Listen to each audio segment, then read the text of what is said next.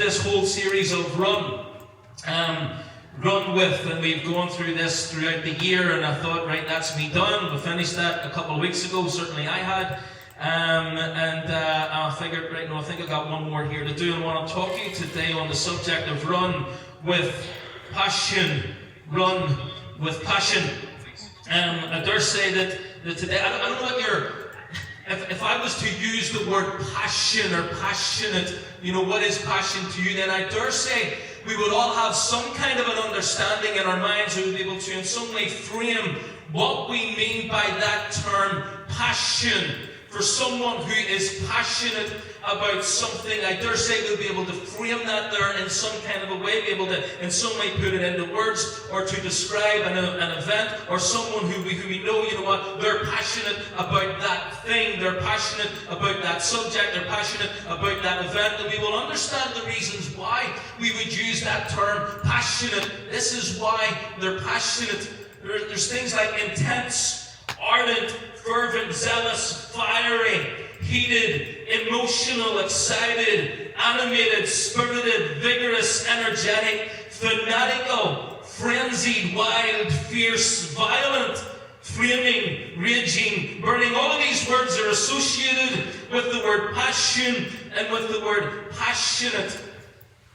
At this present time, I don't know what time it kicks off at, but there's going to be a whole lot of passion in the city of Glasgow today as Glasgow Rangers face off against Glasgow Celtic. And there's going to be a serious amount of passion that's going to be overflowing from the stands and onto the pitch. And as we watch those images, as we see those images of fans at a football match, then we can say they're fanatical, they're wild, they're fierce, they're passionate about their team, and they're passionate about this match. I heard a story a long time ago, Ken Gott, who ran a church in Sunderland, and there was a lot of revival that was taking place.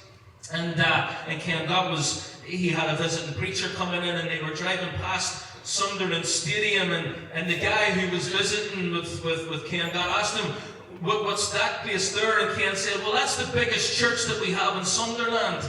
He says, what? He says, yeah, they come in, they have their services every Saturday afternoon at 3 o'clock, and they paint their faces as they show up, and they carry scarves, and they carry flags, and they sing on the way to the church, and then whenever they're in their church, they begin to sing songs, and fly their flags, and they shout, and they scream, and they're wild. This is a wild church. And then he had to explain to them, it's a soccer stadium. The guy was from America, and they get the same, obviously, in America with baseball, and American football, and basketball. Sports fans can be wild and can be passionate. Unless you're a Spurs fan, in which case you've got nothing to cheer about. But that's a whole other story. Look, I'm getting there.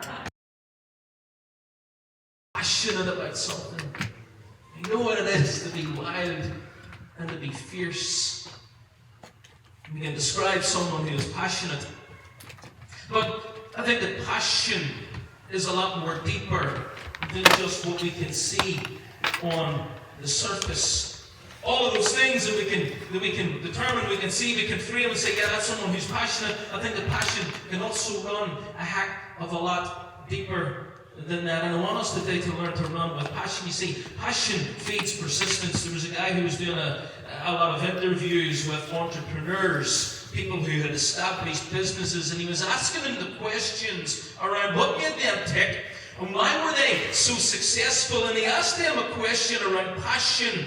Is passion connected to success? And his response was, whenever I asked that question, is passion connected to success? He said it was like I was asking them, is oxygen necessary for breathing? A lot of them responded with laughter, because they were saying passion is everything. When it comes to us establishing our business, making sure that our business is a success, they said passion is everything. Steve Jobs, I believe it was, he's the creator of the company Apple, for Apple iPhones and Macs and all of that there. And Steve Jobs said that the difference between success and failure is down to one word, and that one word is passion. The difference between success and failure is passion. You see, passion feeds persistence, consistency, and determination. This is what passion is all about for me, about being consistent about being consistent and persistent in everything that we do in the things of God as a Christian, as a follower of Jesus. And in Luke chapter 11, Jesus is telling this story. He's talking about prayer, but he tells this story. You know what? Imagine it's midnight, and this guy starts banging on his neighbor's door saying, I'm looking for some food. I've got a friend who's just arrived, and I need to borrow some food from you. And the guy would be in bed and he'd be like, no! Take yourself off. It's midnight. I'm tired. I'm in bed. My family's in bed. Go home. I'm not coming down. I'm not answering the door. And what Jesus is saying is, this guy who's banging at the door, imagine he keeps banging and he keeps banging and he keeps banging. Eventually,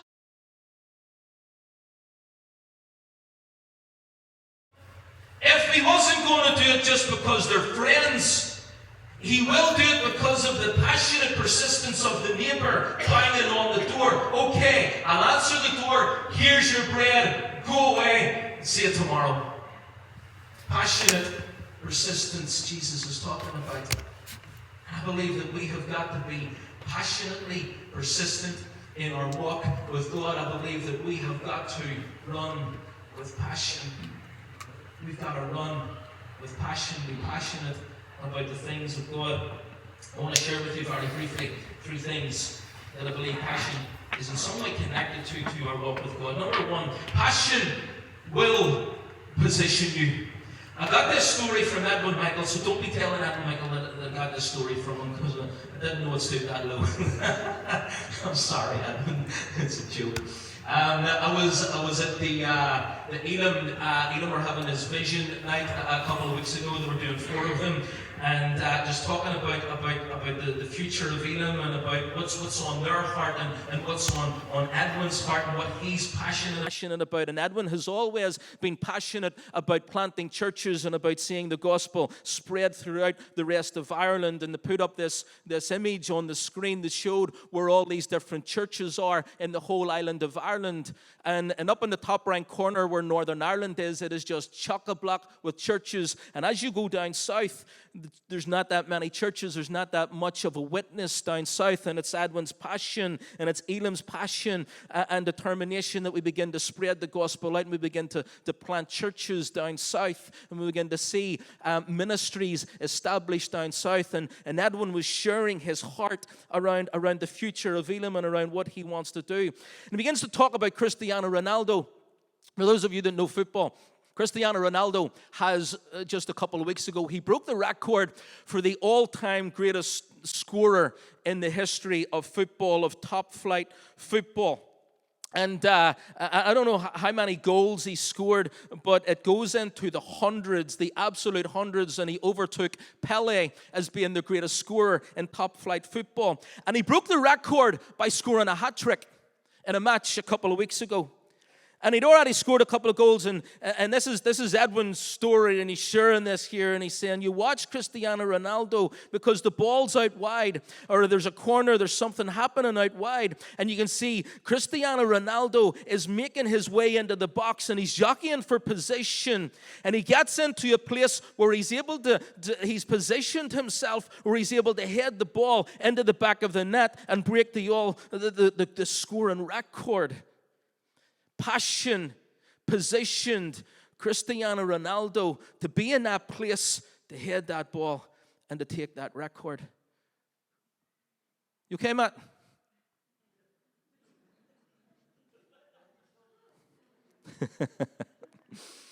Your passion will position you. There's a story in the Bible of a woman with an issue of blood. And Jesus is out in the streets. And he's on his way to a home, the home of Jairus. His daughter has passed away. And on his way, the crowds are gathered, and there's this woman in the crowd, and we're told she's got an issue of blood where she's been bleeding for 12 years. And in the midst of that crowd, it can be extremely difficult to get to Jesus. But this woman knows my healing is in that man. There's redemption in him. There's freedom in him. There's healing in him. The need that I have, the issue that I have, if I can just get to him, then I know something's going to change. And she must fight her way through the crowds and position herself at the feet of Jesus. If I can just get a touch of the hem of his garment, then I know I can be healed. And she's got to fight her way through the crowd. Get to Jesus. Fight her way through men.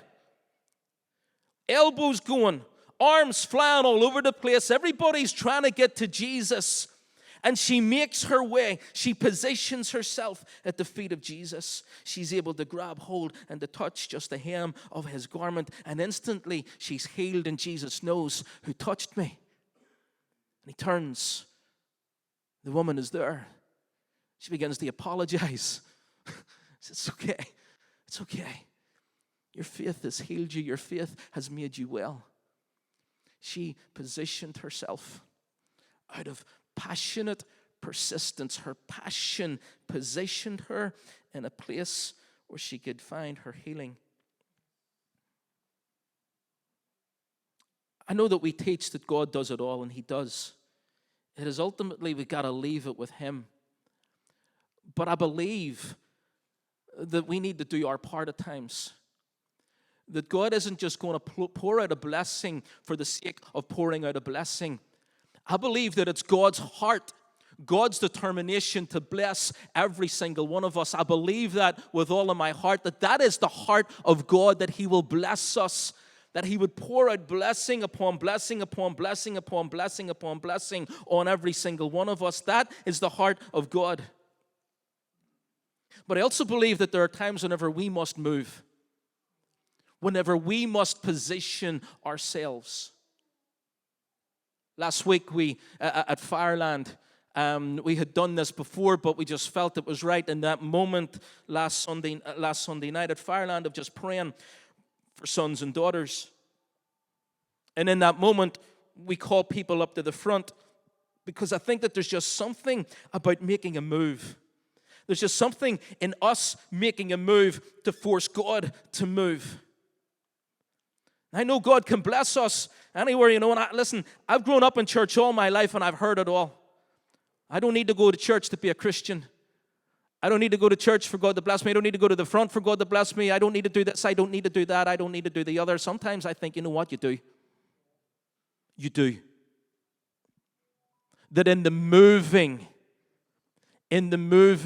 it creates an openness in us for God to move.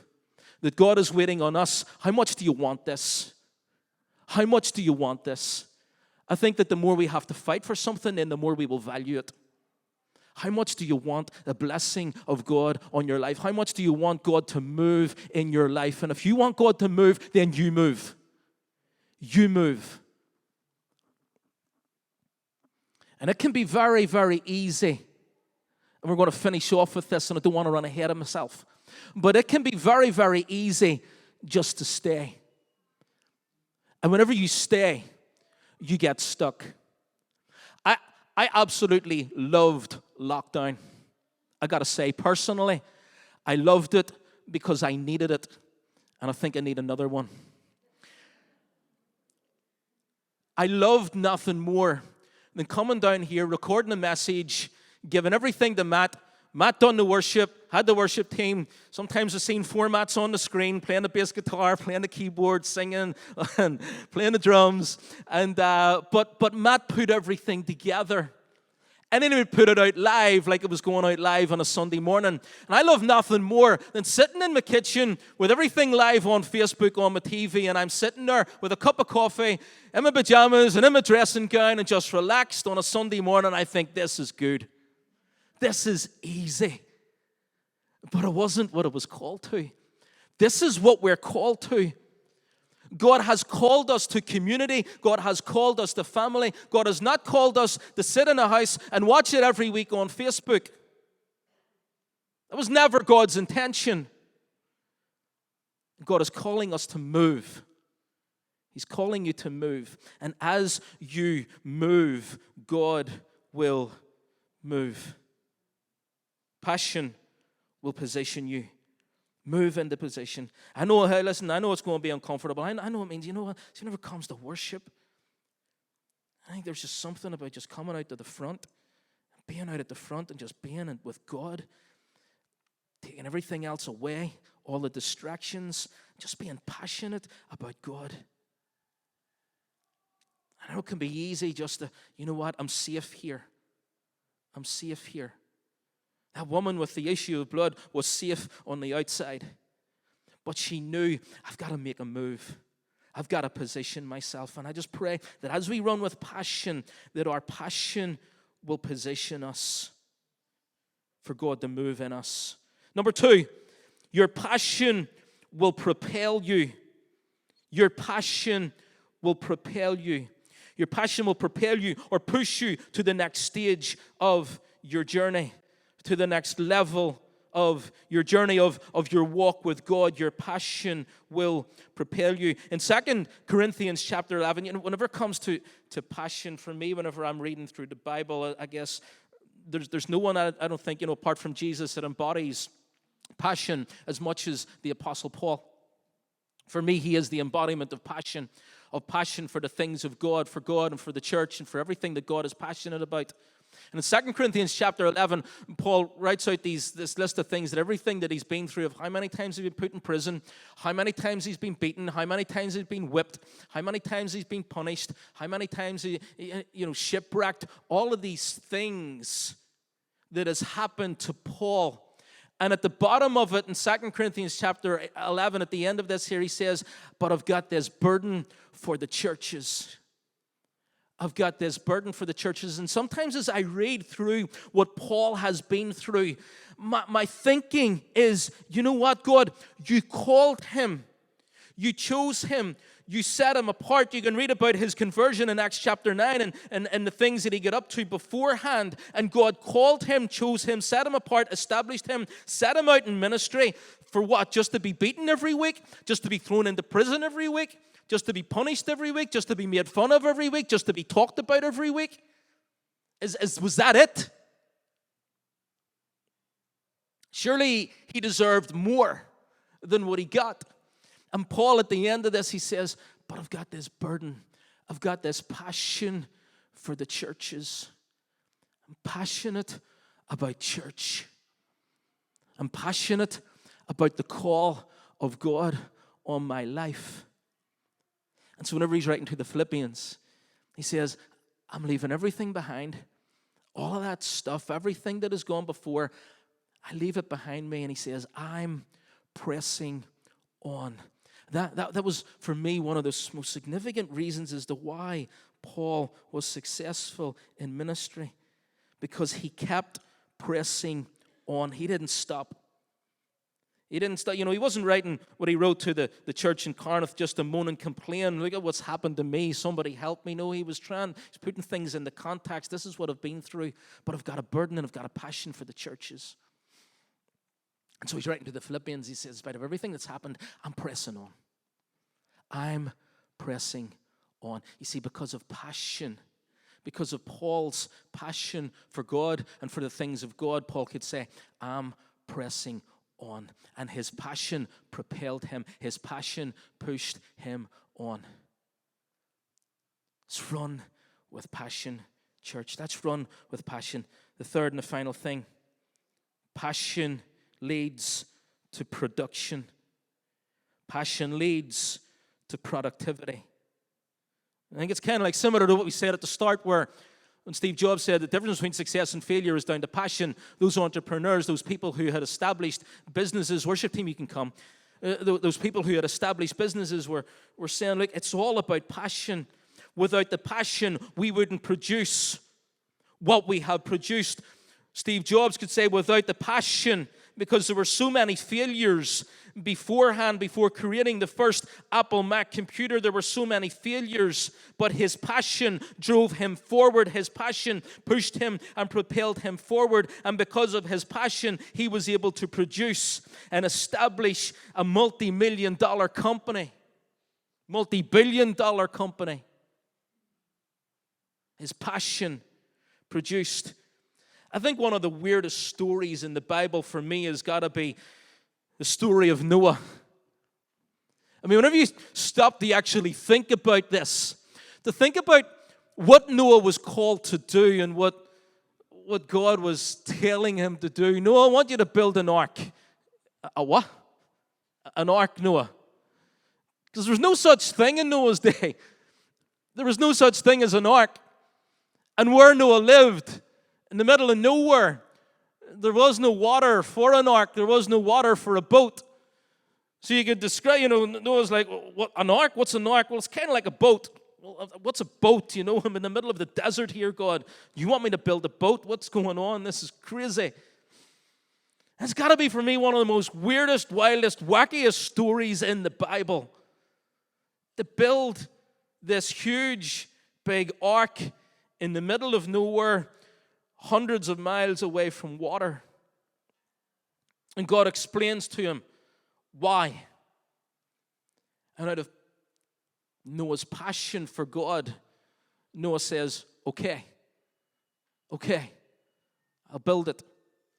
It takes years. I don't know how much ridicule Noah had to face from people in that area. But it wasn't easy to build that. It was far from easy whenever you understand the size, the sheer scale of building this that had never been done before.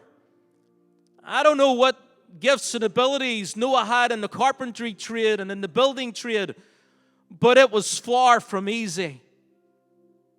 But because of Noah's passion for God, there's productivity at the end of it. Your passion will lead to productivity. Your passion will position you, will propel you, will push you forward, and will lead to production in your life. How passionate are we, church? What exactly are you passionate about? See, I think that we should be passionate about the things of God. And I think that we should be passionate about the things that God is passionate about. The first song that we sang today was How He Loves Us. Do you know how passionate God is about you today? How passionately in love God is with you today? We can't even put it into words. We can't describe it. There is no word on this planet that can describe God's passionate love for you. The word is already used, agape, which basically means that there is no boundaries to His love for us. His love is endless. His love is boundless. So high, you can't get over it. So low, you can't get over it. Under it, so wide, you can't get around it. It's the love of God for us. The love of God for you. He is passionately in love with you. God has always been about people. He's always been about saving people, about redeeming people, about setting people free. And I thank God that His love doesn't run away from us. His love runs towards us. His love will never, ever run away from you. His love will always run towards you. Because God is passionate about you today. He is passionate about you. And so I think that we got to be passionate about the things that God is passionate about. God is passionate about His church. God is passionate about this church. God's still got a future for this church. God's still got a plan and a purpose for this church. And because of my passion for this church, I'm going to be here, church. Not planning on going anywhere unless God calls me. I am passionate about this church. And what that means is I am passionate about you. because God is passionate about you. We've talked about plans and purposes that God has for you. And God is passionate about the plans that He has for you. I pray that we will have a church that will run with passion. I pray that we will have a church that will be passionate about the things that God is passionate about. I pray that we will have a church that will be passionate about this church, that will be passionate about worship, that will be passionate about prayer, that will be passionate about people, that will be passionate about the lost, that will be passionate about heaven, about the kingdom of heaven, about eternity. But everything that God is passionate about, may we be a church that is also passionate about those things. The opposite of passion is indifference. The opposite of passion is indifference. Indifference means, I don't really care. Indifference means, I'll not really go to church today, I'll just watch it on Facebook. Because it's easy to sit in the kitchen with my coffee and just watch it on a screen, as opposed to making a move. Indifference means, I'll be in whenever I'm in. Let me get a coffee here first, and then I'll come in at some point. If at all. Indifference means, I haven't had a smoke for a half an hour. I'll nip out quick and get a quick smoke, and then I'll come back in again. Doesn't really matter. Doesn't really matter. That's indifference. And it's happened to a number of churches that we read about in the book of Revelation. In Revelation chapter 2 and chapter 3, Jesus is writing to 7 churches. In the church of Laodicea, He says, see, because of your indifference, see, because you're neither hot nor cold, I'm going to spit you out of my mouth. I'm not saying these words to get at people. I'm saying these words to challenge you and then hopefully in some way stir you up to get the fire of God back in your life. They were neither hot nor cold. So God says, I'm going to spew you out of my mouth. I'm going to vomit you out of my stomach. I'm going to spit you out of my mouth. It's a warning to the church. Don't become indifferent. I want a church that is filled with passionate people. I want a church, God is saying, that is filled with people who are passionate about me.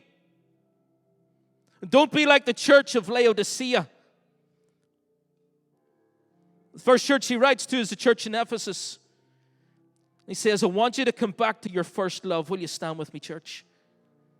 I want you to come back to your first love. You've lost it. You've lost it. You've lost the fire. You've lost the passion. You've lost the heat. You've lost your passion for the Word of God. You've lost your passion for church. You've lost your passion for me. You've lost your love. You've left your first love. I want you to come back, church. I want to stir up a fire. I want to stir up a passion within every single one of you. This is what God is saying to this church today. A church filled with passionate people who will be abandoned to worship, who will be abandoned to the things of God. A church that will get the fire back. A church that will get their fight back. A church that will be passionate for the things of God.